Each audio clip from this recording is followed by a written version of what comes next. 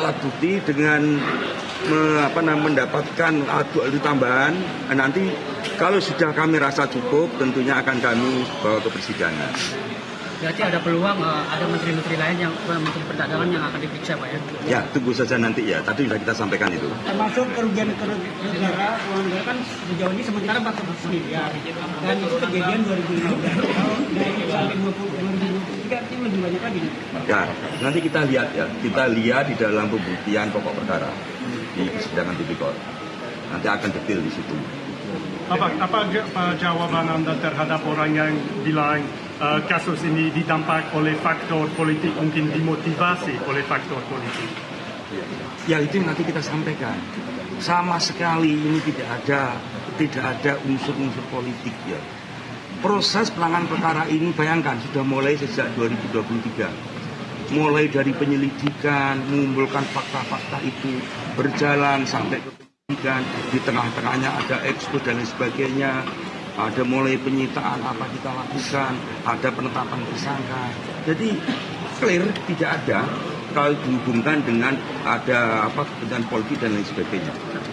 Jelas yang pasti tujuan daripada kita melakukan penegakan hukum perkara ini adalah salah satunya adalah kita menjaga ketahanan pangan. Ada program pemerintah untuk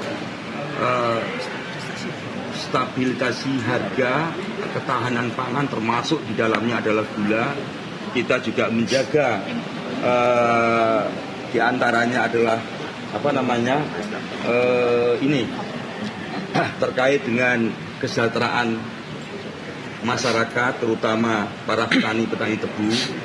Dan pada kesempatan ini perlu saya sampaikan sebenarnya kementerian terkait ya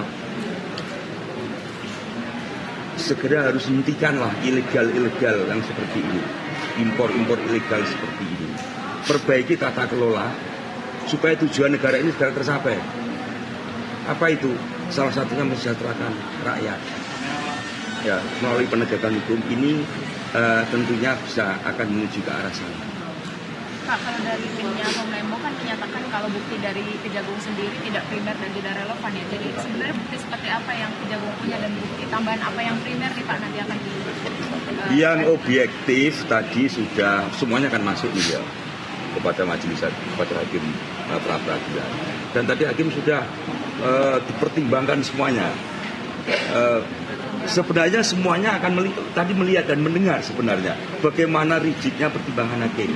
Dan kami terima kasih sekali ya, data itu bisa masuk dan kami pun juga bisa memberikan data yang betul-betul up to date dan real, objektif. Karena itu memang kita dapatkan dari proses tahapan penyelidikan yang berjalan sesuai ketentuan dan juga terlaksana sesuai SOP yang kami punya. Pak, kapan Pak pemanggilan Menteri-Menteri Perdagangan setelah Tom Lembong supaya kasus ini tidak terlihat seakan-akan dipolitisasi gitu? Oh gitu. Jadi sampai saat ini proses pemeriksaan alat bukti sudah berjalan. Kami tidak hanya kepada menteri, semuanya itu berjalan. Berjalan kita lakukan pengumpulan bukti. Untuk yang perkara ini tentunya adalah untuk mencukupi alat bukti untuk pembuktian perkara ini. Dan kami tadi sudah sampaikan penanganan perkara ini mulai 2015 sampai 2023. Makanya saya minta teman-teman dukung kami, sabar, ayo kita kawal perkara ini. Nanti kayak apa di akhirnya. Itu ya kira-kira. Terima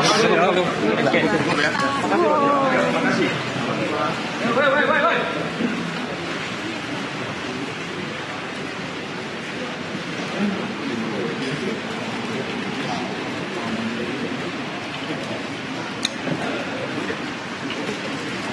Sudah ya? Enggak? Dapat nggak sih? Ini nih malangnya maju-maju baik. Ya.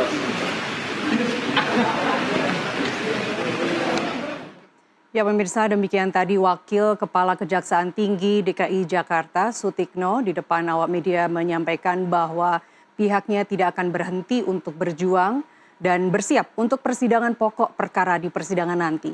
Tidak ada hubungan dengan politik, ia mengatakan demikian, dan tujuan dari diadakannya gelar perkara ini adalah salah satunya untuk menjaga ketahanan pangan agar program-program pemerintah diantaranya untuk stabilisasi harga pangan termasuk gula dan juga menjaga kesejahteraan para petani tebu. Pihaknya juga tadi mengatakan bahwa sebaiknya ke depan impor-impor ilegal segera dihentikan demi untuk memperbaiki tata kelola agar tujuan kesejahteraan masyarakat yang lebih luas lagi akan terjamin. Dan pemirsa, saat ini gambar yang Anda saksikan adalah suasana terkini di Pengadilan Negeri Jakarta Selatan, tempat di mana digelar sidang gugatan pra-peradilan Thomas Trikasih Lembong yang diketuai oleh Hakim Tunggal Tumpanuli Marbun. Dimulai pukul 2 waktu Indonesia Barat tadi, Tumpanuli Marbun membacakan hasil perlawanan Tom Lembong terhadap Kejaksaan Agung atas penetapan tersangkanya dan putusannya mengatakan ditolak seluruhnya. Sebelumnya, Kejaksaan Agung juga menegaskan bahwa proses penyelidikan hingga penyidikan kasus korupsi importasi gula terhadap mantan Menteri Perdagangan Tom Lembong telah berjalan sesuai aturan. Mengenai klaim minimnya alat bukti, pihaknya juga mengatakan dalam penetapan tersangka ini penyidik telah mengantongi alat bukti permulaan yang cukup, bahkan diperoleh 4 alat bukti. Tidak hanya 2, namun 4. Pemirsa, demikian tadi